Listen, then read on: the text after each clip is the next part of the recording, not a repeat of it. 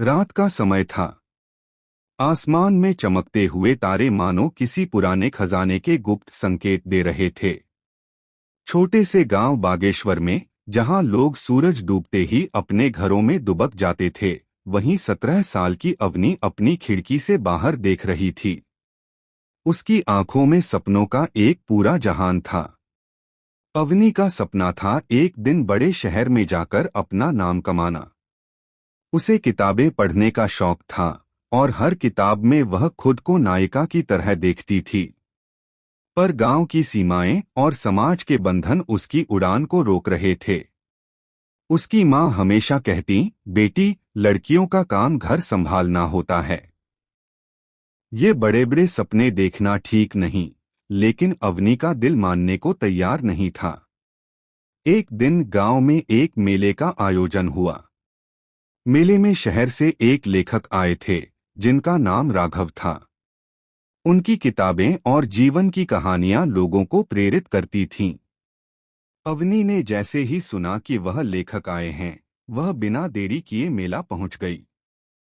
राघव की कहानी सुनने के बाद अवनी ने हिम्मत जुटाकर उनसे सवाल किया, क्या सच में कोई भी लड़की, चाहे वह कहीं से भी हो, अपने सपनों को पूरा कर सकती है?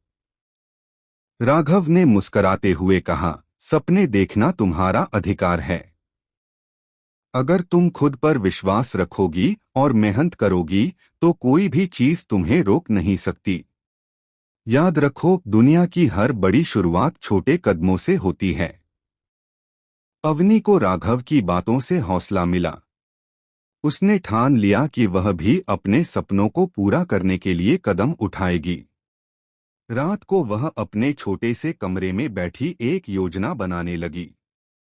उसकी डायरी के पन्नों पर लिखा था, 1, शहर जाने के लिए पैसे जुटाना। 2, पढ़ाई के लिए तैयारी करना। 3, परिवार को समझाना। लेकिन क्या वह इस योजना को पूरा कर पाएगी? क्या उसका सपना सच होगा? अवनी ने अपनी डायरी में लिखे पहले कदम पर काम करना शुरू किया, शहर जाने के लिए पैसे जुटाना। लेकिन छोटे से गांव में कोई भी काम करना इतना आसान नहीं था। एक दिन उसने गांव के बूढ़े किसान रामू काका को देखा, जो अपने खेत में काम करते करते थक गए थे। उसने उनसे कहा, काका, अगर आप चाहें तो मैं खेत में आपकी मदद कर सकती हूँ। बदले में आप मुझे थोड़ा मेहनताना दे सकते हैं। रामू काका हंसे और बोले, तू पढ़ने लिखने वाली लड़की है, खेतों में क्यों पसीना बहाना चाहती है? अवनी ने दृढ़ता से कहा, काका, हर सपना एक मेहनत मांगता है, और मैं अपना सपना पूरा करने के लिए कोई भी मेहनत करने को तैयार हूँ। रामू काका उसकी बातों से प्रभावित हुए और उसे खेत पर काम करने की अनुमति दे दी। अवनी हर सुबह जल्दी उठकर खेतों में काम करती और दोपहर बाद पढ़ाई के लिए बैठ जाती। धीरे धीरे उसने कुछ पैसे जमा कर लिए। लेकिन पैसे जुटाना ही काफी नहीं था। दूसरी चुनौती थी अपने माता पिता को समझाना। एक रात उसने अपनी माँ से कहा, माँ, मैं अपने सपनों को सच करना चाहती हूँ। मुझे शहर जाने दो। उसकी माँ ने नाराज होकर कहा, शहर में कोई अपना नहीं होता, वहां लड़कियां खो जाती हैं। तुम्हारा सपना हमें बर्बाद कर देगा। अवनी के पिता ने भी माँ की बात का समर्थन किया। लेकिन अवनी हार मानने वाली नहीं थी। उसने राघव को एक पत्र लिखा और अपनी स्थिति बताई। कुछ दिनों बाद राघव का जवाब आया। उन्होंने लिखा, अवनी, हर सपने को सच करने के लिए धैर्य और साहस चाहिए। परिवार का विश्वास जीतने के लिए उन्हें अपने काम और नियत से दिखाओ कि तुम सक्षम हो। याद रखो, तुम्हारी सबसे बड़ी ताकत तुम्हारा आत्मविश्वास है। अवनी ने ठान लिया कि वह अपने माता पिता को अपने छोटे छोटे कामों से विश्वास दिलाएगी। उसने गांव की अन्य लड़कियों को पढ़ाना शुरू किया। उसने धीरे धीरे अपनी पढ़ाई और मेहनत से यह साबित किया कि वह जिम्मेदार और आत्मनिर्भर है। एक दिन गांव के सरपंच ने अवनी की तारीफ करते हुए कहा, यह लड़की गांव की बेटियों के लिए प्रेरणा बन रही है। इसे शहर जाने से रोकना इसके भविष्य को बांधने जैसा होगा। उसकी मां ने यह सुना और पहली बार उसकी ओर देखकर कहा, अगर तुझे लगता है कि तू अपने सपने पूरे कर सकती है तो हम तुझे रोके बिना तेरा साथ देंगे। अवनी की आंखें खुशी से चमक उठीं। वह जानती थी कि यह उसकी जीत की शुरुआत थी। लेकिन क्या वह शहर जाकर अपने सपनों को पंख दे पाएगी? क्या वहां उसकी मेहनत उसे पहचान दिला पाएगी?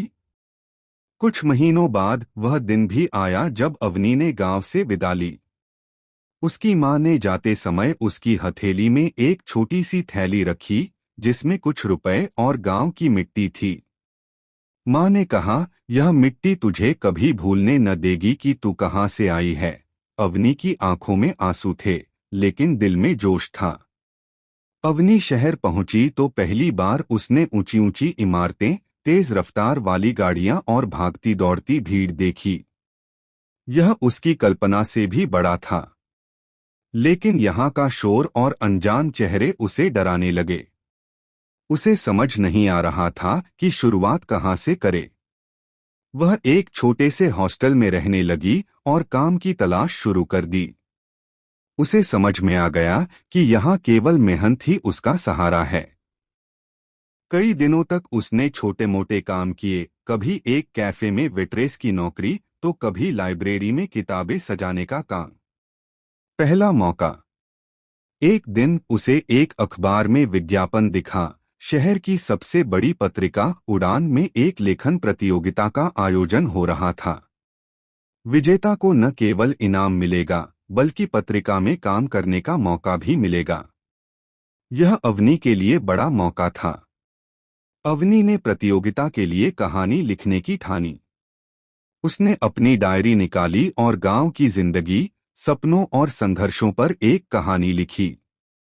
उसने अपनी कहानी में गांव की लड़कियों के सपनों और समाज के बंधनों के बीच की जंग को उकेरा। लेकिन प्रतियोगिता में हिस्सा लेना आसान नहीं था। वहां बड़े बड़े लेखक और अनुभवी लोग भी शामिल हो रहे थे। अवनी के पास न तो कोई पहचान थी और न ही कोई बड़ा नाम। वह केवल अपनी मेहनत और सच्चाई पर भरोसा कर रही थी। नतीजा। प्रतियोगिता के दिन अवनी ने अपनी कहानी जमा की। कई दिनों तक वह नतीजे का इंतजार करती रही। उसे कई बार डर लगा कि उसकी कहानी शायद किसी को पसंद न आए। लेकिन एक दिन उसे उड़ान पत्रिका से फोन आया।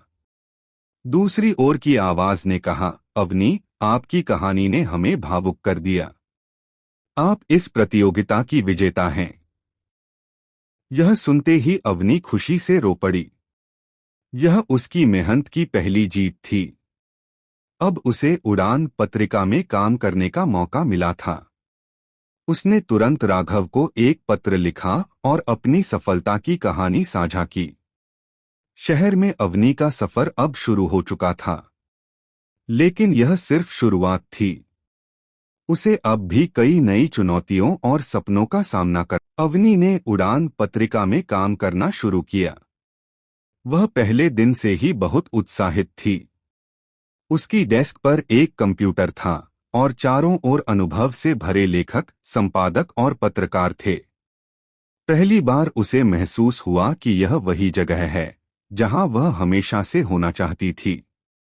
लेकिन जैसे जैसे वह नए कामों में हाथ आजमाती, उसे यह समझने में देर नहीं लगी कि शहर में सफलता हासिल करना उतना आसान नहीं है जितना उसने सोचा था। नई चुनौतियां। पहले कुछ महीनों में अवनी को कई बार निराशा का सामना करना पड़ा। उसके लिखे गए लेखों को बार बार संपादक ने वापस कर दिया। कई बार तो उसे यह लगने लगा कि वह अपनी जगह नहीं बना पाएगी। एक दिन उसने अपने संपादक से कहा, क्या मेरी लेखनी में कुछ कमी है? संपादक ने मुस्कुराते हुए कहा, तुम में बहुत अच्छा लिखने की क्षमता है, लेकिन तुम्हें और मेहनत करनी होगी। तुम्हारे शब्दों में और गहराई और अनुभव लाने की जरूरत है। अवनी को यह सुनकर थोड़ा दुख हुआ, लेकिन वह हार मानने वाली नहीं थी। उसने तय किया कि वह और मेहनत करेगी। वह शहर के विभिन्न हिस्सों में जाती, लोगों से बातचीत करती, उनकी कहानियां सुनती और उन्हें अपने लेखों में समेटने की कोशिश करती। धीरे धीरे उसकी लेखनी में बदलाव आया और उसकी कहानियों में और गहराई आने लगी। पहली बड़ी सफलता। एक दिन जब अवनी ने अपने एक लेख को फिर से संपादक के पास भेजा तो उसे एक शानदार प्रतिक्रिया मिली। संपादक ने लिखा, यह लेख बहुत अच्छा है, हम इसे अगले महीने के अंक में प्रकाशित करेंगे। यह अवनी के लिए बड़ी सफलता थी। सिर्फ लेखन में ही नहीं, अवनी ने संपादन और रिपोर्टिंग में भी हाथ आजमाना शुरू किया। वह हर दिन कुछ नया सीख रही थी और हर चुनौती को अपना अनुभव बना रही थी। उसे एहसास हुआ कि शहर में रहने के लिए सिर्फ सपना ही नहीं, बल्कि कठिन परिश्रम और आत्मविश्वास की भी जरूरत होती है। परिवार की प्रतिक्रिया। वह दिन भी आया जब अवनी ने अपनी पहली प्रकाशित कहानी अपने घर भेजी। उसकी माँ और पिता दोनों को यह देखकर बहुत गर्व हुआ। उसकी माँ ने पत्रिका का अंक लिया और पूरे गांव में दिखाया, देखो हमारी बेटी ने शहर में सफलता पाई है। अवनी के पिता ने भी एक पत्र लिखा जिसमें उन्होंने लिखा, तुमने हमें गर्वित किया है बेटा। इस बार अवनी को महसूस हुआ कि न सिर्फ उसने अपना सपना पूरा किया, बल्कि उसने अपने परिवार को भी गर्वित किया। उसने अपने माता पिता को यह साबित कर दिया कि उसने जो रास्ता चुना था वह सही था। नई दिशा। अवनी ने अपनी लेखनी से न केवल खुद को पहचाना, बल्कि उसने शहर की बड़ी पत्रिकाओं में भी जगह बनानी शुरू कर दी। उसकी कहानियां अब न केवल पाठकों को प्रेरित करती थीं, बल्कि उन्हें जीवन के जटिल पहलुओं से भी रूबरू कराती थीं। उसने साबित कर दिया कि अगर दिल में हिम्मत और विश्वास हो तो कोई भी सपना सच हो सकता है।